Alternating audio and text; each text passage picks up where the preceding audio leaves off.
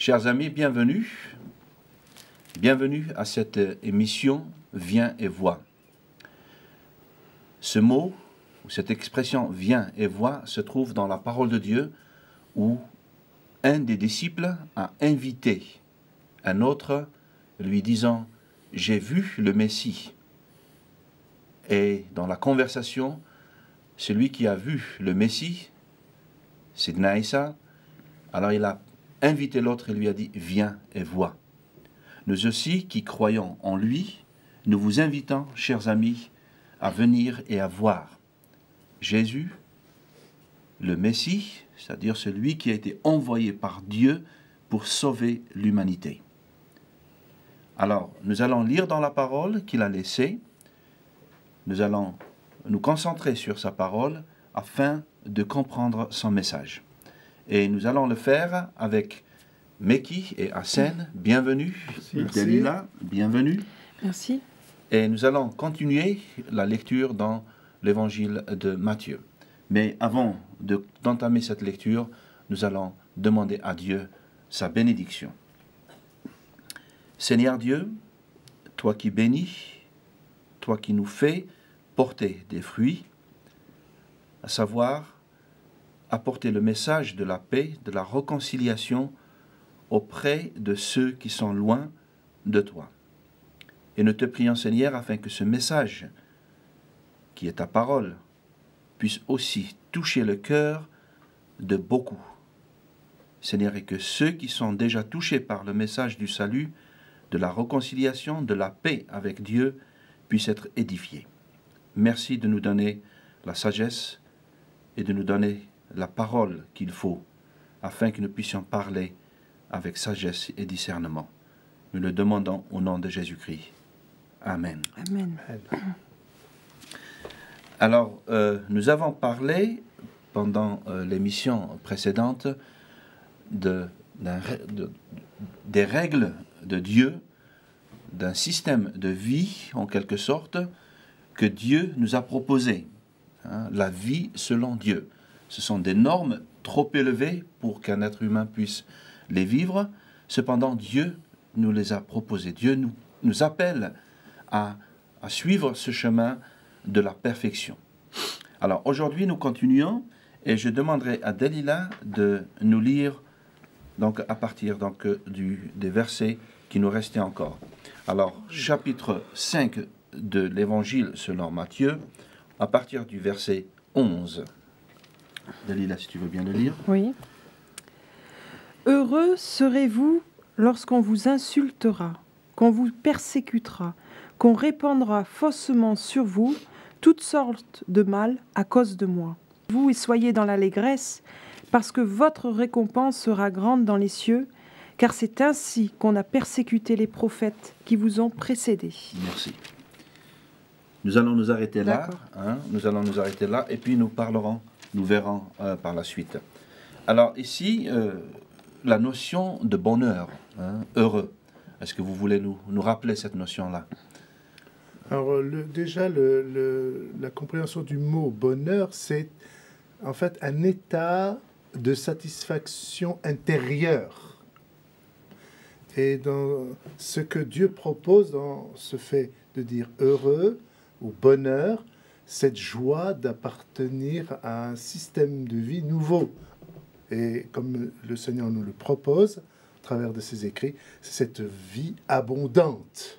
C'est une abondance de vie qui est là en permanence. Et c'est dans ce sens que l'on soit de conditions modestes ou aisées, l'important c'est d'avoir ce bonheur intérieur qui concerne la vie de Dieu en nous, par l'Esprit. C'est-à-dire que ce bonheur n'a pas comme source, je dirais, les choses que nous pouvons avoir, des enfants, de la bonne famille, des richesses, etc. Des choses temporaires. J'aime bien rappeler le fait que ce soit des choses temporaires et que nous sommes appelés, en tant que chrétiens, à vivre des choses éternelles. Quand tu parlais de trésors, bon, c'est vrai que j'entame tout de suite ta conversation, mais c'est pas grave. Mais tu parlais de trésors et que le trésor est dans le cœur, ça nous parle d'éternité aussi. Voilà la pensée, la compréhension que nous pouvons avoir de du mot bonheur dans le sens biblique du terme. Ouais. Donc qui ne repose pas sur les choses visibles sur des données que nous matérielles. pouvons, oui, sur les données matérielles. Bien. Quand je lis donc ce passage de versets 11 et 12, on parle de la persécution, on parle des difficultés, des insultes, et on parle de faux témoignages. C'est clair que là, il dit « Heureux serez-vous lorsqu'on vous insultera. Heureux lorsque l'on vous insultera. » C'est chose étonnante. Est-ce que nous sommes maso? Est-ce que je dois accepter d'être persécuté? Non. Ça, c'est une conséquence de ce qui nous est amené à vivre par la suite, même tout en étant heureux. C'est chose incompréhensible à notre entendement. Mais voilà ce qui peut arriver pour celui qui aime Dieu, en fait, véritablement, puisqu'on a affaire à un monde, pourrait-on dire, sauvage, terrible. Jésus avait dit à un moment donné, « Je vous envoie au milieu des loups, nous, brebis que nous sommes. » Alors, je vous envoie au milieu des loups. Ça veut dire que forcément, nous allons rencontrer des oppositions quant à ceux qui vivent selon la foi et qui, eux, ne vivent pas, qui sont en opposition à l'Évangile.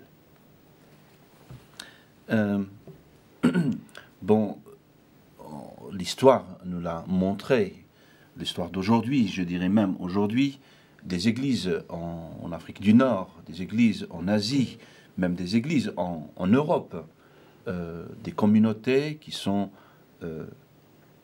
persécutées. À cause de leur foi. Ouais. À cause de leur foi. Est-ce que vous pouvez nous raconter des témoignages, des choses qui, autour de vous, ou peut-être c'est le paradis en France pour les églises, je ne sais pas. Alors, juste une petite précision. Oui. Au-delà de cette déroutante béatitude, nous devons bien nous rappeler que c'est précisément ce que Jésus a vécu. Et qu'il dira que le disciple n'est pas plus grand que son maître. Que quiconque veut me suivre, qu'il se charge lui-même de sa croix et qu'il la porte. C'est-à-dire qu'il se charge de sa croix? Et qu'il la porte. Oui, mais qu'est-ce que ça veut dire l'expression se charger de sa croix? C'est-à-dire que si Jésus lui-même a été insulté, persécuté, faussement accusé, calomnié, il y a de fortes chances que nous subissions de manière ou d'une autre, à différents degrés sans doute, le même traitement, puisque nous sommes porteurs, lui comme nous, nous comme lui, d'un même message de vie que le monde hostile ne reçoit pas. Qu'est-ce que vous pensez comme message que véhicule le chrétien aujourd'hui, qui peut amener autant de persécutions? Il y a un verset qui dit dans Jean chapitre 1, « La vérité n'a pas été acceptée ». Et le langage de Jésus, c'était un message de vérité, un langage vrai. Et ce langage vrai, ou ce message véritable, n'a pas été reçu. Et comme il remettait en question les hommes religieux en leur disant certaines choses et qui ne leur ont pas plu, et ce qui fait qu'ils étaient agacés par ces messages ou ces paroles qui ne leur étaient pas favorables. Donc la même persécution à l'époque de Jésus, elle existe encore aujourd'hui? A toujours existé, et dans certains endroits, parce que qu'est-ce que le message du royaume? C'est le message, encore une fois, de la non-spoliation, de la non-possession, de la non-domination. Et vous voyez, quand vous arrivez dans un endroit avec un message de justice, de respect du faible, de l'étranger, de l'orphelin, de la veuve, quand on dénonce les œuvres stériles des ténèbres, oui, forcément. Quoi de plus étonnant que le monde dans lequel nous vivons réagisse. Alors oui, nous avons des exemples. Nous avons des exemples, et pour nous-mêmes aussi. Quand nous avons découvert le Seigneur, il ne faut pas oublier, nous étions dans un environnement plutôt hostile à l'Évangile. Et il a fallu faire face. Est-ce que vous avez des exemples concrets de ces hostilités par rapport à la foi chrétienne quand vous êtes converti? Bon, je ne vais pas parler plutôt de moi-même, mais je vais parler d'autres personnes qui, depuis le jour où ils ont accepté, adhéré à la foi chrétienne, au Christ, eh bien, elles ont été chassées de chez elles. En France, hein? En France. Tu parles des choses, donc N'acceptent ces choses, pas, ouais. où elles ont été plutôt séquestrées, tu ne sortiras pas.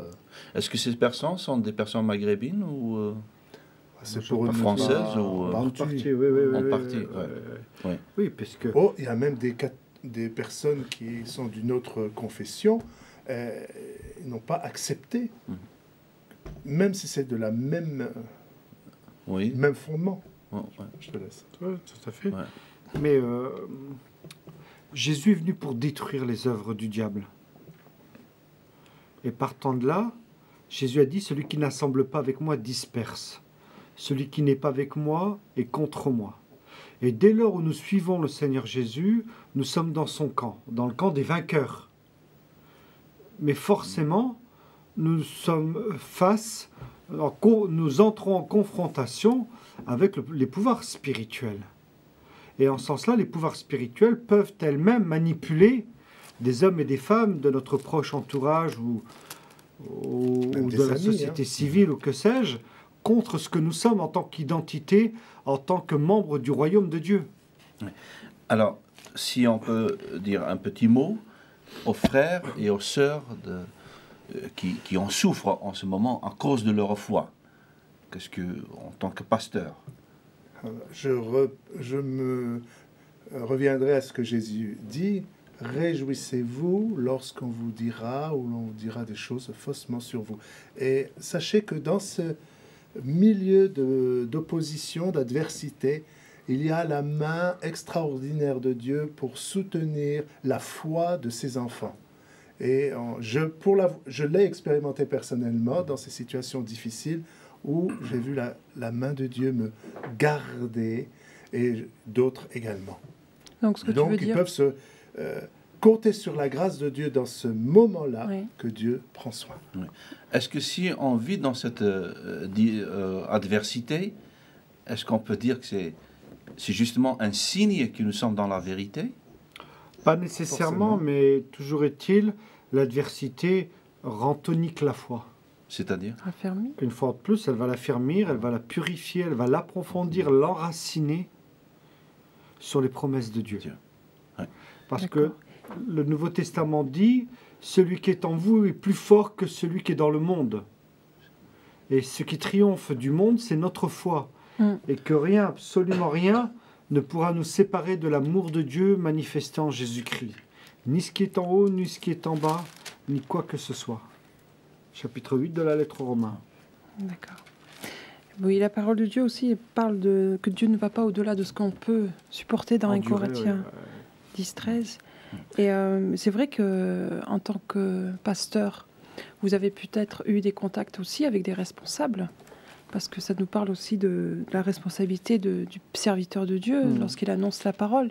Il faut qu'il s'attende aussi à des persécutions, tant au niveau de sa vie personnelle qu'au niveau que ça peut toucher sa famille. Tout à fait. Oui, comme le disait notre ami, il existe dans certains endroits du monde la persécution où l'Église est fortement éprouvée. Et cachée. Cachée ou pas cachée, mais en tout cas où les feux, ou des feux nourris contre elle et de toutes parts sévissent. Et pour ces personnes-là et ces responsables-là, ils ont pas d'autre choix que de s'appuyer sur le Seigneur, de tenir ferme et de croire que le Seigneur rétribuera le mal aussi. Parce qu'on ne peut pas affronter l'adversité, vivre dans l'épreuve, si nous n'avons pas conscience que Dieu va juger toutes choses. Et c'est ce qui fait la joie du croyant. C'est que Dieu dit dans sa parole, « À moi la vengeance, c'est moi qui rétribuerai. » Et de savoir que Dieu ne laissera pas impuni le mal contre son Église, est un sujet de réjouissance. Mais ce n'est pas à nous de prendre vengeance, ce En n'est pas aucun à nous cas. de... Nous l'avons vu dans une émission précédente, nous avons à témoigner et à mettre en pratique ce sermon sur la montagne.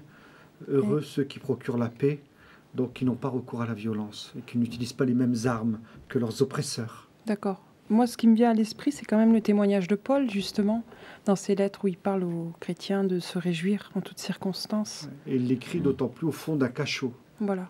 emprisonné. Tout à fait. Et puis, Parce que la joie ne dépend pas des circonstances, voyez-vous. Oui. C'est la joie par le Saint-Esprit. Et l'esprit Elle est de Dieu possible. est un esprit de joie. Oui, oui. Si vous le permettez, on avance un peu. Là, on va arriver, il y a une image qui est donnée dans la Bible. Hein. Un bon couscous sans sel, c'est rien. Un Hein. couscous fade. Sacrilège. Hein. Un bon couscous, ouais. Surtout un couscous royal, un peu de merguez, hein, un peu de méchoui. Hein. Si on ne met pas de sel, alors c'est rien. Mais alors, on va Daniela, continuer. Continue, oui. Alors au verset 13, « C'est vous qui êtes le sel de la terre. Mais si le sel devient fade, avec quoi le saleront-on? Il n'est pas bon qu'à être jeté dehors et foulé aux pieds par les hommes. C'est vous qui êtes la lumière du monde. Une ville située sur une montagne ne peut être cachée. On n'allume pas une lampe pour la mettre sous le boisseau, mais on la met sur le chandelier, et elle brille pour tous ceux qui sont dans la maison. Que votre lumière brille ainsi devant les hommes, afin qu'ils voient vos œuvres bonnes et glorifient votre Père qui est dans les cieux. » Bien. Donc le Seigneur Jésus qui adresse ses paroles à qui? À ses disciples. À ses disciples, à ceux qui croyaient en Ceux lui. qui croient en lui, oui. Oui. Alors, la fonction de sel. C'était le congélateur de l'Antiquité. Voilà. C'est ce qui permettait la conservation des poissons, de la viande, des aliments en général. En général. Et la saveur, hein, là je crois que ça relève puis, aussi la Oui, mais saveur. plus un élément de conservateur. Oui. Donc, un élément de conservateur, Pardon. de conservation, oui. Aujourd'hui, on peut dégeler la glace avec du sel. C'est une belle oui. image, ça aussi. Ah oui, on peut dégeler la glace avec du sel? Bien Oui, sûr. oui. La neige. La neige. D'accord. Ah, ok. Ah, ça, je ne savais pas. Mais oui, Tu nous puisque apprends quelque chose, mais Ouais. qui on sale les rues de nos villes quand elles sont Ah oui. Et enneigées. c'est Oui. vrai. Et c'est Oui. vrai. Oui. Autre chose. Aussi pour maintenir, il semble que c'était, comme il a dit, congélation, mais c'est pour maintenir bien sûr les aliments. Et un Ah, bon bon. couscous sans Sans sel. sans sel. Couscous Fade. D'ailleurs, le sel rentre dans tout. Les aliments. Dans tous les plats, c'est-à-dire Ouais. dans tous les ingrédients, quel que soit le plat, il y aura toujours une pincée de sel à y mettre. Donc, s'il n'y a pas ce sel, donc la C'est nourriture, insipide, la nourriture n'est pas. Oui, ça manque quelque chose. Voilà. Alors si on le retranspose pour nous les chrétiens, parce que le Seigneur parle à des disciples. Oui, mais je voulais avant oui, Vas-y. oui, si tu le permets. Alors là, un autre aspect, ça c'est pas que je l'ai découvert, j'ai entendu quelqu'un le dire, c'est que le sel donne soif, Oui. n'est-ce pas? Ouais, Mhm. absolument. Alors, je reviens à ta question. Oui. Pour nous, hein, puisqu'il nous dit que vous êtes le sel. Alors, comment peut-on être le sel? Est-ce que nous sommes vraiment le sel? On va passer dans le moulin et puis... Comment? Non, mais je pense que c'est une image. Oui. C'est une image, mais toujours est-il, Jésus est en train de nous dire que là où nous sommes, nous pouvons avoir un impact dans notre environnement spirituel. C'est-à-dire là où nous vivons, nous pouvons être le sel de la terre, c'est-à-dire nous pouvons empêcher que la corruption autour de nous, dans notre cercle familial ou autre, nous pouvons avoir une influence. Et comment? Oui. Mais qui? Ah, comment? Bien, il va donner une autre image. Vous êtes la lumière du monde. Donc il y a le sel qui apporte du goût, la lumière qui se voit, et tout ça pour dire, vous devez être un exemple dans votre quotidien, dans votre monde, dans vos cercles, comme cela vient d'être dit, cercle familial, des amis, et dans ce monde. Vous êtes remarqué, vous êtes vu. Mais cela ne veut pas dire que, oh, je suis chrétien, disciple de Jésus-Christ. Je ne vais pas le crier sur les toits, ni prendre le micro et l'annoncer aux uns et aux autres. Non. Notre vie. Cela découlera qui est de le soi. sel. Oui. Notre vie, qui est comme une lumière. Et cela n'est possible que dans notre appartenance à Christ. Oui.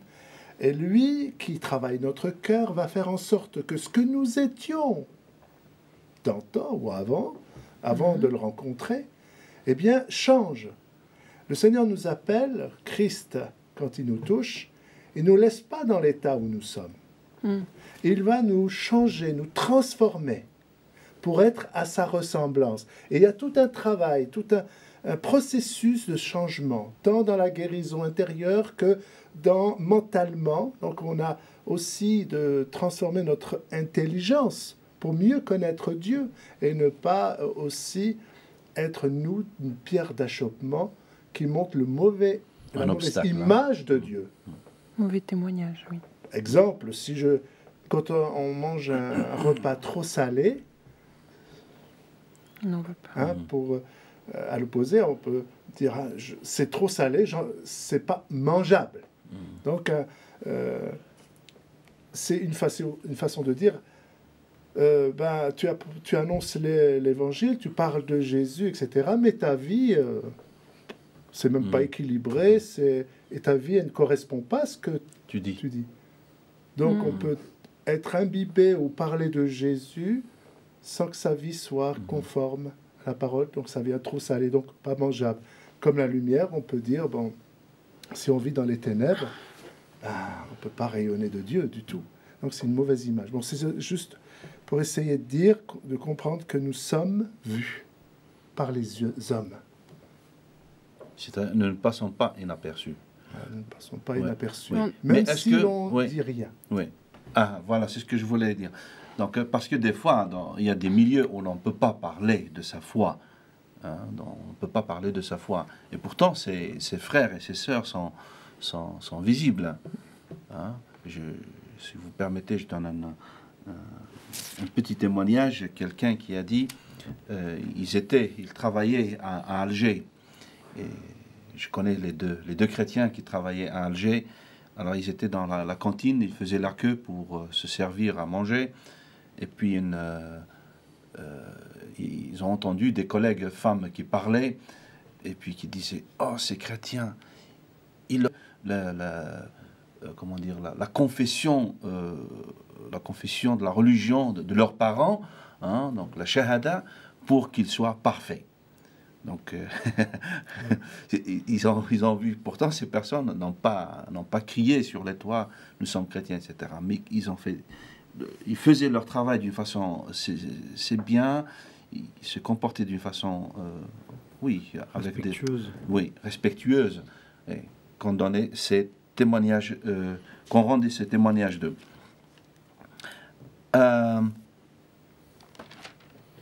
Je regarde le temps, donc nous avons encore un peu de temps. Alors, dans l'Église, comment vous faites passer le message? Parce que c'est très important. Comment peut-on faire passer le message maintenant à ceux et à celles qui nous écoutent? Leur dire que là où ils sont, que ce soit sur leur lieu de famille, dans leur vie de famille, sur leur lieu professionnel, là où ils exercent des activités culturelles, sportives, loisirs, que sais-je encore, c'est là où Dieu les attend. Et que Dieu veut se servir de leur lumière pour attirer d'autres personnes, des hommes, des femmes à lui. Est-ce qu'il y a des exemples que vous pouvez nous donner des exemples, dans la mesure d'hommes et de femmes, qui est un exemple très général. La plupart des hommes et des femmes qui découvrent la liberté, l'évangile, ça a toujours été dans le cadre d'une relation d'une personne à une personne. Et comme ça a été dit, avec l'exemple de ces deux collègues, notre comportement, comme dira l'apôtre Paul, nous sommes une lettre lue et connue de tous les hommes. Notre attitude, notre comportement compte pour beaucoup dans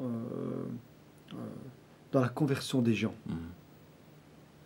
Mais qui Juste une une anecdote d'une personne qui tous les matins prenait son bus. Je ne sais pas si j'ai déjà raconté une fois, mais c'est une personne qui prenait tous les matins son bus. Et le chauffeur avait remarqué cette personne comme une personne différente.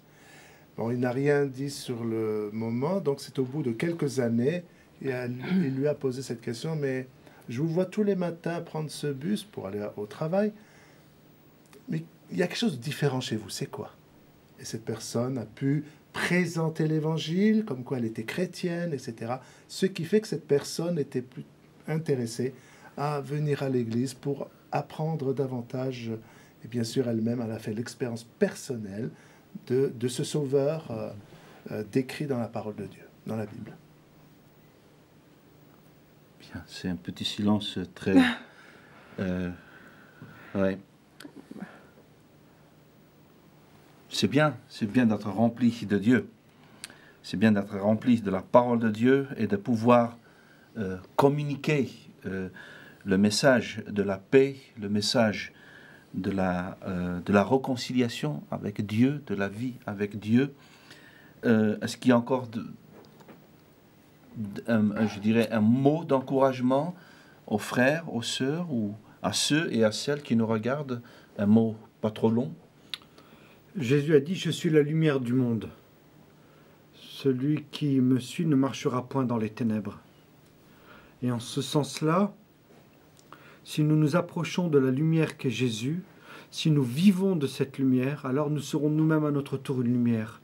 Et nous permettrons, une fois encore, je le dis et redis, à des hommes, des femmes, des voisins, des amis, des membres de la famille, des collègues de travail, enfin, de pouvoir voir la lumière.